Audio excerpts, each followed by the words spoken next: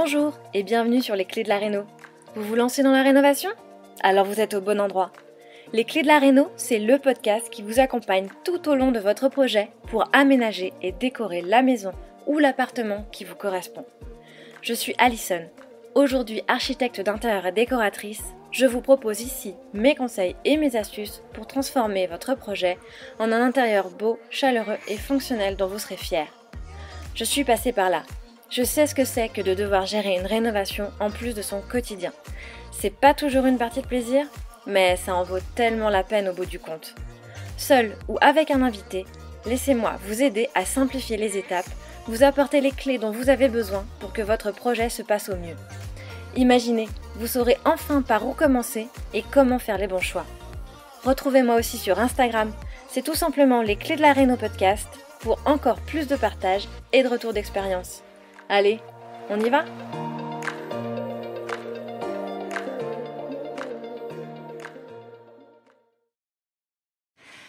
Hello les rénovateurs et bienvenue à toutes et à tous pour ce nouvel épisode Design Tips. Les épisodes Design Tips, tu le sais, ce sont ceux dans lesquels je te partage mes astuces et mes conseils en architecture d'intérieur testés et éprouvés au travers de mes projets clients. Alors que tu sois en plein projet d'aménagement, en projet de rénovation, l'objectif est bien de t'aider à sublimer ton intérieur en le rendant aussi beau que fonctionnel, tout en restant fidèle à ton style et à tes envies. Alors ces épisodes Design Tips, ils sont pas réellement préparés. J'ai une trame avec mes idées, les astuces que j'ai envie de te partager, mais clairement on est dans quelque chose d'assez improvisé, de spontané. Donc j'espère que ça va te plaire de cette façon et que ça restera quand même fluide et agréable à écouter. Dans chaque épisode donc Design Tips, l'idée c'est bien de te livrer un concentré d'idées et d'inspiration, parfois inattendues, enfin en tout cas je l'espère. L'idée c'est vraiment de t'accompagner dans la création d'un espace qui va vraiment te ressembler, mais qui va aussi te pousser à aller dans quelque chose auquel tu n'aurais peut-être pas pensé au départ, mais qui va te parler concrètement. Et n'oublie pas, ce ne sont donc pas des règles à suivre à la lettre, évidemment, c'est vraiment des pistes pour enrichir ton projet, peut-être répondre à des défis d'aménagement ou des défis techniques que tu rencontres, tout en allant vers des solutions plutôt esthétiques qui vont vraiment donner une âme, vraiment créer un univers dans la pièce dans laquelle on va parler. Alors aujourd'hui, dans cet épisode, on va s'attaquer à une pièce que tu attends avec impatience, évidemment, puisqu'on va parler de la cuisine. Et la cuisine, c'est probablement la pièce la plus importante dans nos intérieurs à nous, parce que c'est souvent bien plus qu'un simple espace juste fonctionnel. C'est le cœur de la maison, c'est un lieu de partage, un lieu de convivialité où on va se retrouver en famille ou entre amis, mais c'est aussi une pièce qui doit allier à la fois praticité tout en restant esthétique pour que tout soit fluide et agréable à vivre au quotidien. Et donc, dans cet épisode, je vais te donner quelques astuces design pour envisager donc ta cuisine sous un autre angle, la sublimer, je l'espère, que tu aies un grand espace, un espace ouvert, un espace fermé ou une petite cuisine à rénover. Et donc, on va parler rangement, matériaux, couleurs et même éclairage pour que ta cuisine soit non seulement belle à regarder, mais aussi donc hyper fonctionnelle. Donc, j'espère que tu es prêt ou prête à faire de cette pièce un véritable lieu de vie. C'est parti donc pour transformer ta cuisine en un espace qui te ressemble. Et donc, on va commencer avec la première astuce qui est une astuce que j'applique concrètement dans tous mes projets de cuisine. C'est la question des meubles hauts. Meubles hauts, mettre des meubles hauts ou ne pas mettre des meubles hauts. Clairement, c'est une question que tu dois te poser. Alors évidemment, elle est liée aux besoins de rangement que tu peux avoir, mais aussi pour des questions d'esthétique, d'aspect visuel de ta cuisine, puisque des meubles hauts vont tout de suite alourdir l'espace. Et si ton espace est grand, si ton espace est ouvert, peut-être que ça peut s'y prêter tout à fait. Si son espace est plutôt fermé, plutôt petit, alors tu auras envie d'avoir une sensation de respiration dans ta cuisine. Et donc moi j'ai plutôt tendance, en règle générale, effectivement, à éviter les meubles hauts et plutôt privilégier les petites étagères suspendues pour aller poser quelques éléments de vaisselle quand même, mais aussi des éléments plutôt décoratifs. Et dans ce cas, puisqu'on a quand même toujours besoin de rangement, aller créer sur un pan de mur complet ou de façon partielle, d'aller intégrer donc des meubles toute hauteur, donc vraiment des colonnes de rangement qui vont partir du sol pour aller jusqu'au plafond et surtout sans s'arrêter à quelques centimètres du plafond. Donc, quand c'est nécessaire, parce que parfois, effectivement, les dimensions standards des cuisinistes ne permettent pas d'avoir du sur-mesure, ou alors ça va coûter très très cher. L'idée est bien d'aller créer un petit coffrage au-dessus de son meuble, de sa colonne toute hauteur, ou de son pan de mur de meuble toute hauteur, pour continuer jusqu'au plafond. Alors, ça aura un intérêt déjà très pratique puisque ça va éviter les dépôts de poussière et de graisse tout simplement au-dessus des murs, au-dessus des meubles qu'on aurait à nettoyer régulièrement. Mais l'idée c'est aussi de ne pas couper la hauteur visuellement, qu'on ait vraiment cette sensation de hauteur, et c'est d'autant donc plus important quand on a une hauteur sous plafond relativement réduite ou quand on a une pièce un peu fermé, un peu cloisonné, d'aller effectivement créer des meubles toute hauteur qui vont aller jusqu'au plafond sans couper la hauteur. Moi, c'est vraiment quelque chose que je fais effectivement à chaque projet. J'aime vraiment privilégier ces meubles toute hauteur.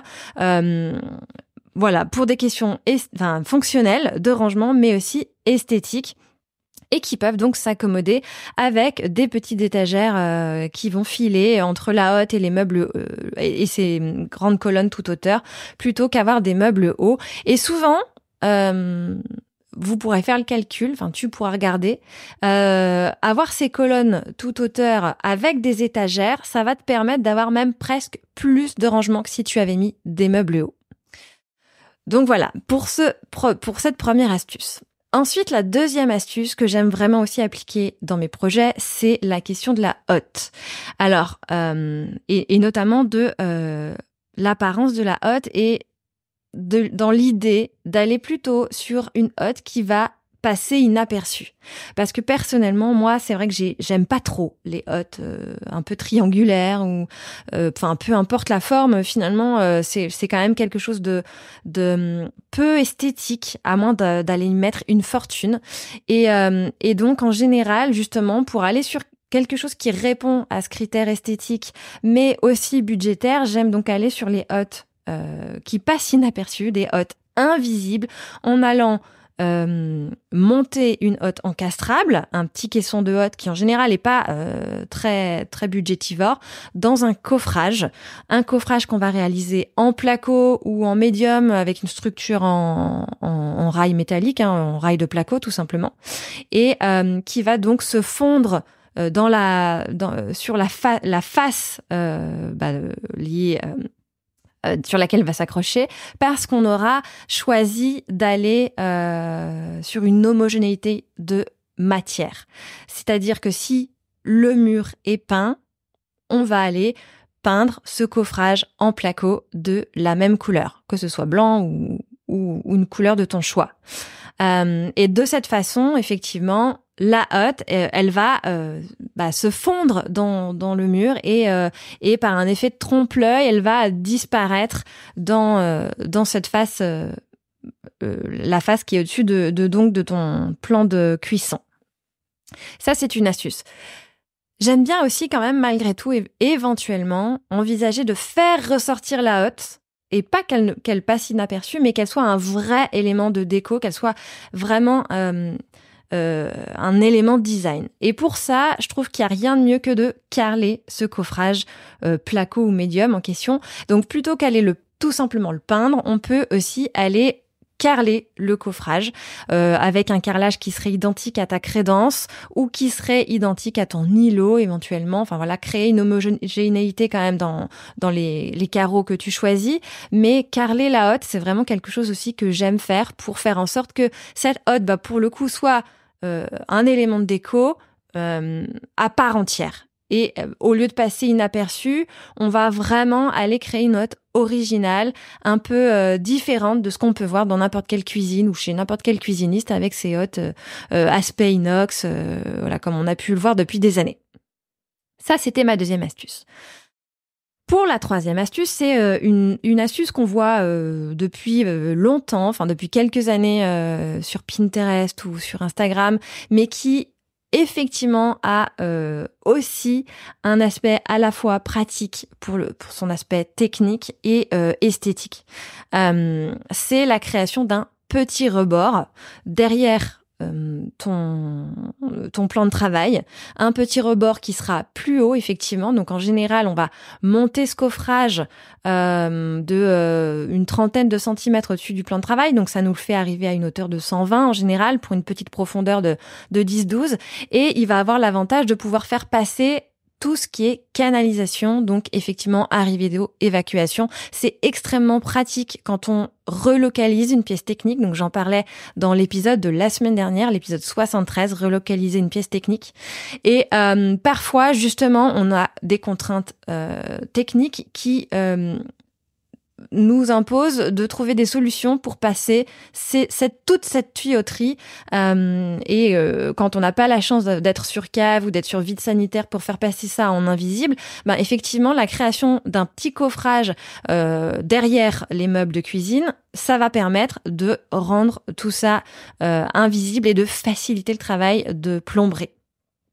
Donc ce petit rebord, il a effectivement un aspect très technique, très fonctionnel, mais il va aussi pouvoir créer un aspect esthétique puisque ça va être l'occasion d'aller mettre un peu de déco tout simplement, ou créer un peu de relief, un peu de contraste dans cette cuisine parce que souvent ce petit rebord, c'est lui qui va recevoir la crédence et donc il va on va pas avoir simplement une crédence apposée au mur, mais on va vraiment avoir une crédence en relief. Ça va créer, voilà, quelque chose de rythmé pour l'œil.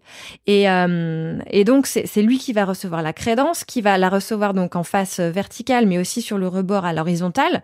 Et de la même façon, on va jouer avec les textures, la texture de ce petit rebord, la texture du plan de travail qui peut être différente et la texture murale qui peut encore être différente. Donc soit on va effectivement aller trouver des textures différentes qui vont s'harmoniser entre elles, soit on peut créer un total look en allant apposer le même revêtement, que ce soit sur le plan de travail, le petit rebord, le mur, et pourquoi pas la hotte qui viendrait en placo, en coffrage juste au-dessus. Donc effectivement, ce petit rebord pour aller poser un peu de déco, un miroir, un peu de bougeoir, quelques mugs ou je ne sais quoi, qui vont vraiment donner une âme, qui va te permettre d'aller créer une cuisine qui te ressemble, parce que ces petits objets déco, tu les auras pas choisis au hasard. C'est aussi l'occasion donc d'aller mixer l'ancien et le contemporain, parce que souvent les cuisines sont quand même très modernes, notamment parce qu'elles sont neuves. Et donc avec les objets décoratifs, on va pouvoir aller là placer des objets chinés pour mixer les styles, et c'est toujours une bonne idée d'aller mixer les styles dans un intérieur, pour lui donner donc une personnalité qui sera la tienne. Quatrième astuce, effectivement, on va aller choisir des poignées originales. Les poignées qu'on peut trouver chez les cuisinistes, souvent elles sont vues et revues, enfin les cuisinistes standards, j'entends. Mais l'idée d'aller choisir des poignées un peu originales, c'est vrai que c'est une astuce assez connue, mais qui fonctionne vraiment très bien et qui est pour le coup qui va vraiment donner un petit coup de peps à une cuisine toute simple pour parfois quelques euros. C'est pas grand-chose, changer ses poignées, mais c'est vraiment quelque chose qui fonctionne bien. Donc je le partageais dans la dernière newsletter. Si t'es pas encore abonné, tu peux le faire. C'est dans j'en profite. C'est dans la description de l'épisode. Tu peux retrouver la newsletter. Et donc dans cette newsletter, je vous partage souvent des fournisseurs, fabricants ou pas, d'éléments à intégrer dans ta rénovation ou dans ton projet d'aménagement intérieur. Et donc la semaine dernière, je parlais d'un une référence en termes de poignée et notamment poignée de meubles, poignée de porte, mais aussi poignée de cuisine, pourquoi pas. Donc c'est La Quincaillerie. Je remettrai la référence donc dans cet épisode. Qui donc a des références, des centaines, voire plus de références pour aller effectivement trouver une poignée un peu originale qui sera une poignée qu'on ne verra pas chez tout le monde. 5e astuce, on va être sur les luminaires. Effectivement, faire un choix de luminaires judicieux et surtout multiplier les luminaires. Alors, de grâce, évite par-dessus tout 2 choses en termes de luminaires dans ta cuisine. Déjà, aller simplement mettre des spots intégrés comme on a pu le voir, 5-6 spots en se disant que l'idée c'est vraiment de voir clair, donc faut avoir un maximum de spots. Alors j'aime les spots. Les spots ça peut être très appréciable effectivement en termes d'intensité lumineuse, mais les spots intégrés en tant que tels, effectivement, c'est vu et revu et on aura plutôt tendance aujourd'hui à aller sur des spots qui ne sont pas encastrés mais qui sont plutôt apparents. Si tu cherches avec une recherche toute simple sur Google, tu vas trouver des spots LED tubes. Et tu verras qu'on peut trouver des choses très jolies en aspect laiton, aspect noir, aspect blanc. L'idée, c'est vraiment d'aller pourquoi pas avec ces spots créer un linéaire de spots au-dessus de ton plan de travail ou au-dessus de ton îlot, mais ça fonctionne bien quand justement tu vas les mixer avec autre chose. Et notamment dans les luminaires aussi, mixer l'ancien et le contemporain, c'est ce qui va donner un coup de peps à une cuisine et c'est ce qui fonctionne très bien. Donc, mixer les styles aussi en termes de luminaire, mais aussi mixer la typologie de luminaire, non seulement pour les aspects esthétiques, parce qu'effectivement, ça va créer du rythme, avoir du plafonnier, avoir de l'applique, avoir de la suspension. C'est ce qui va créer du contraste pour l'œil à des perspectives différentes, à des hauteurs différentes. Mais c'est aussi dans l'idée d'avoir une lumière, une intensité lumineuse qui correspond à chaque tâche. Donc effectivement, on va avoir de la lumière au plafond pour un éclairage général et puis des typologies de lumière un peu orientées pour quand tu dois travailler précisément à une tâche sur ton plan de travail. Donc pourquoi pas des appliques qui vont venir entourer l'espace de l'évier ou sur le au-dessus du plan de travail. Pourquoi pas un linéaire de suspension, que ce soit au-dessus du plan de travail ou au-dessus de ton îlot. Enfin voilà, l'idée c'est vraiment d'aller effectivement multiplier les points lumineux, multiplier les styles à la fois en termes de typologie mais aussi en termes de choix esthétique. Ça, c'est quelque chose qui fonctionne toujours très bien dans une cuisine, mais ailleurs aussi, effectivement. Mais dans une cuisine, d'autant plus parce que dans une cuisine, on a vraiment besoin de voir clair.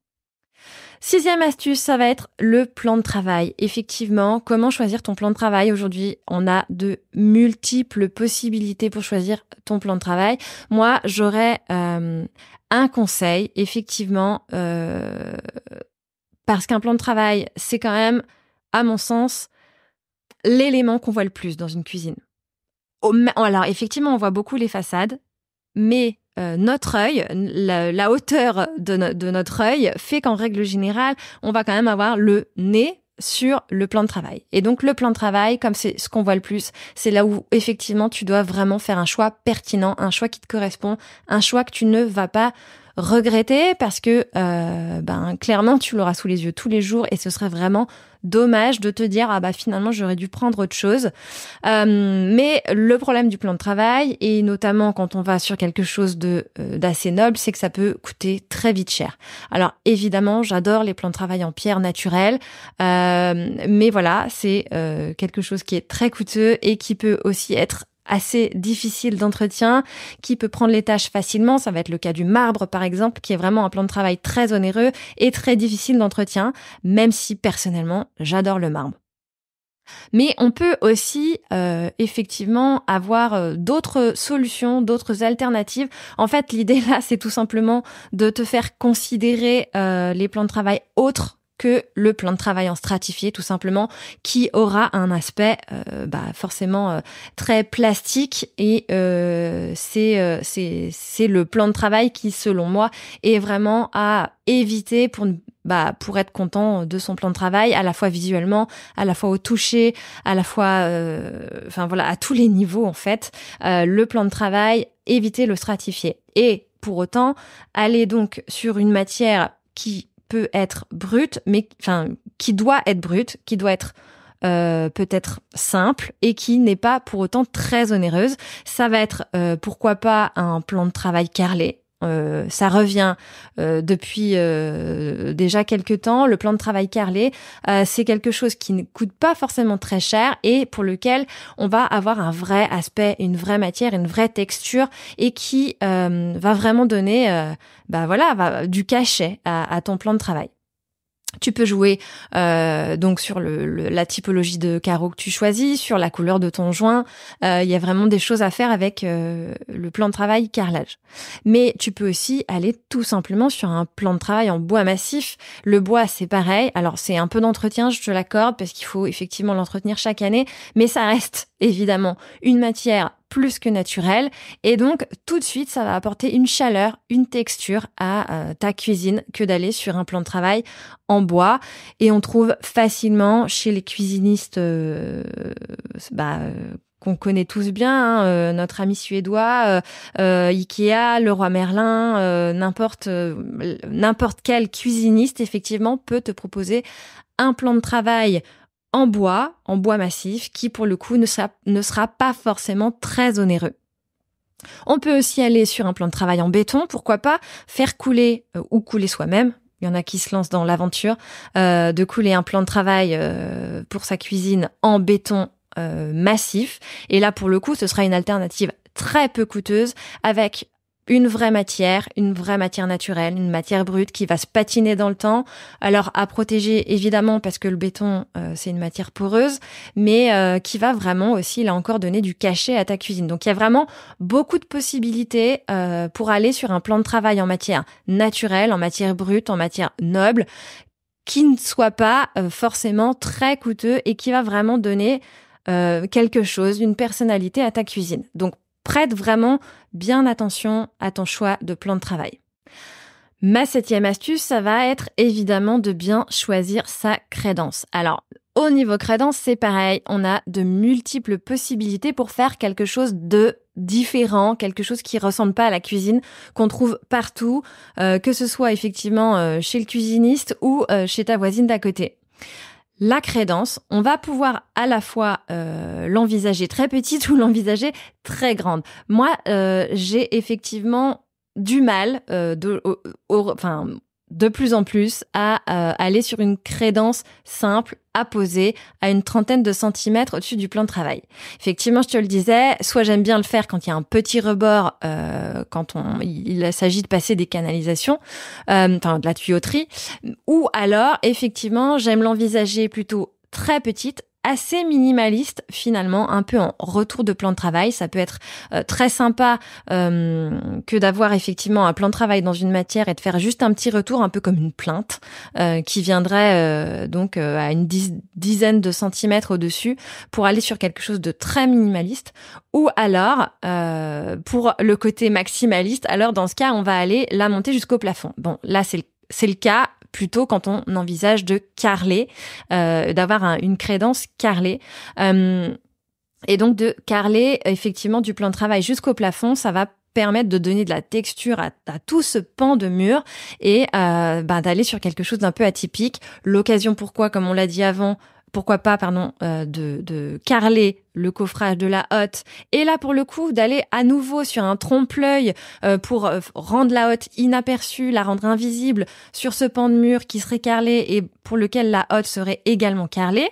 On revient un peu dans l'idée, mais là, en allant encore sur quelque chose d'encore un peu plus atypique. Donc, on carle jusqu'au plafond et on carle la hotte également. On peut aussi faire le choix, effectivement, d'aller choisir une crédence qui soit différente, qui soit atypique, qui soit une crédence qu'on ne voit pas partout. Et là, pour le coup, c'est vraiment le choix du matériau. Moi, je rêve je rêve, pourquoi pas, d'aller créer une crédence un peu en morceaux de marbre, un peu cassé, tu vois, quelque chose de récupéré qu'on aurait pu chiner à la faveur de bonnes annonces sur Le Bon Coin, effectivement, et d'aller apposer comme ça plusieurs morceaux de marbre tout le long de sa cuisine, en jouant un peu et créant des dessins un peu anarchiques, un peu bruts comme ça. On peut aussi, pourquoi pas, aller créer une crédence en miroir. Alors ça, c'est toujours évidemment une bonne astuce quand on a une toute petite cuisine qui manque de profondeur. Aller mettre un miroir, bah voilà, ça tout de suite ça fonctionne pour agrandir un espace, et ça a effectivement l'avantage aussi de pouvoir servir de crédence pour le côté fonctionnel. On a aussi évidemment la possibilité d'aller créer une petite crédence en laiton ou en inox. Voilà, l'inox, c'est quelque chose qu'on a vu en termes de crédence, mais pourquoi pas en laiton pour aller sur quelque chose d'un peu original. Voilà, bien choisir sa crédence, c'est aussi une bonne astuce. En huitième, astuce design, on aura l'îlot. Effectivement, l'îlot, mais aussi aller sur un îlot un peu différent.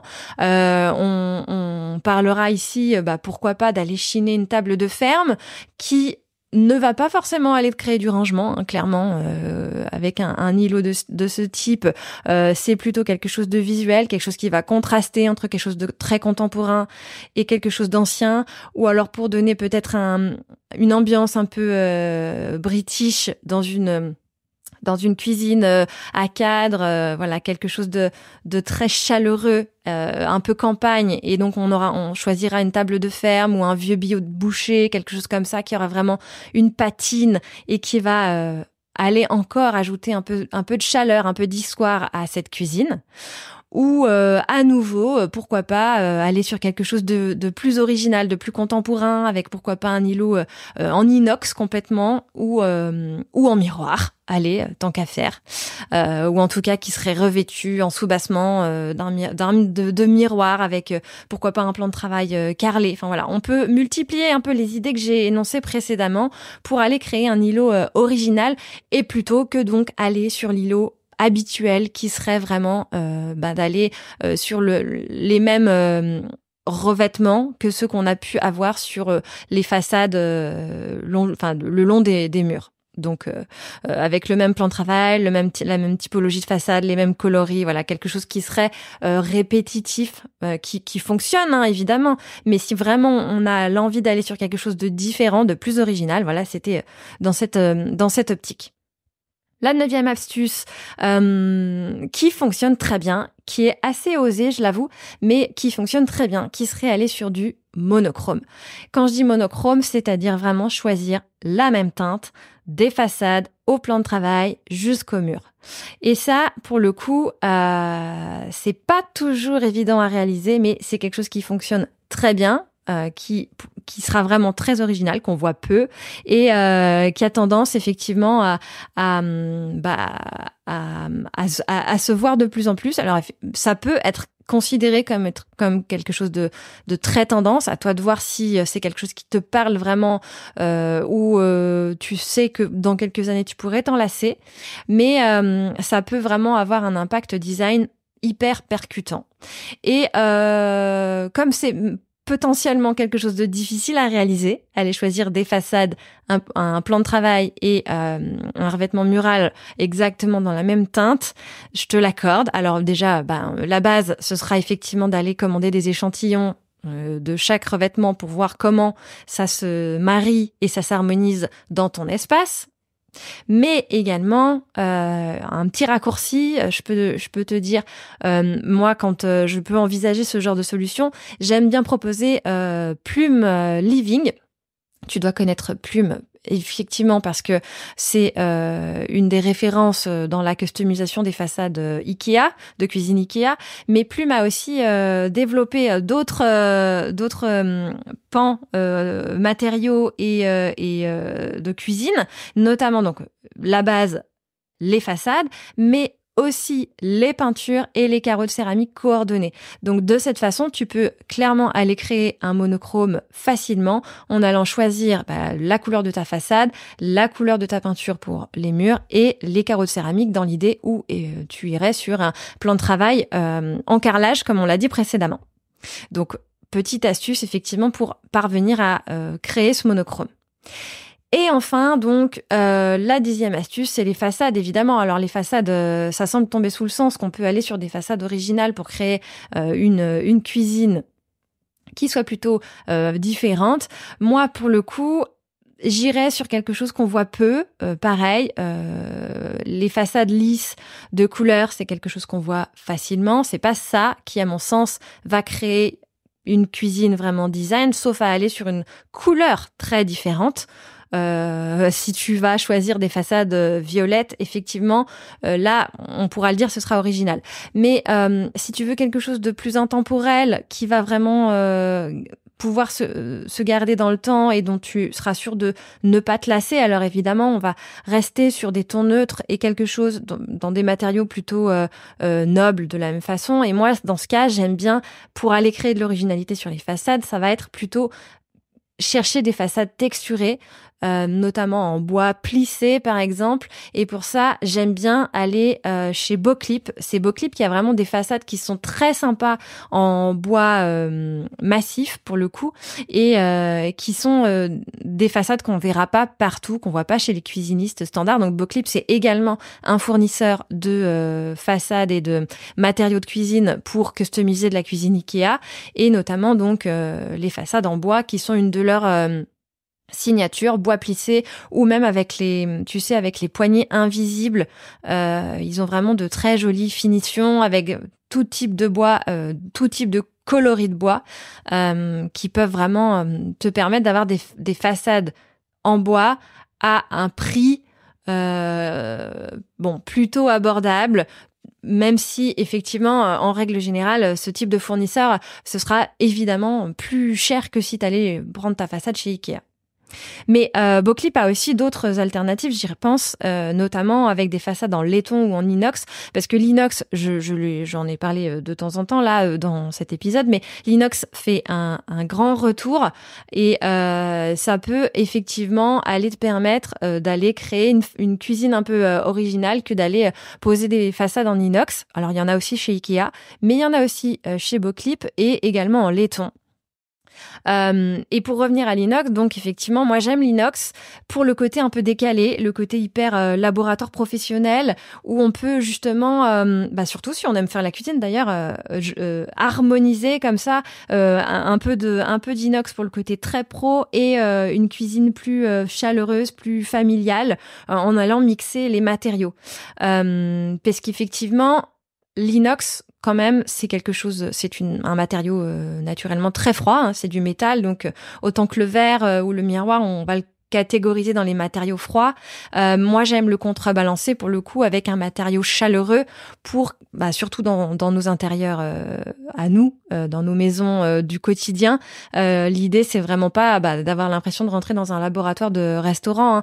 Donc, l'inox, c'est bien, mais j'aurais tendance à effectivement créer un équilibre avec des matériaux chauds, donc avec pourquoi pas un plan de travail en bois ou pourquoi pas effectivement un îlot en inox et des façades en bois qui lui font face. Enfin voilà, quelque chose de qui va équilibrer sur les matériaux, ou alors on va essayer d'équilibrer par les couleurs en allant chercher des couleurs chaudes, un terracotta, un brique, un jaune safran, quelque chose qui soit vraiment chaud dans les tonalités pour créer toujours cet équilibre.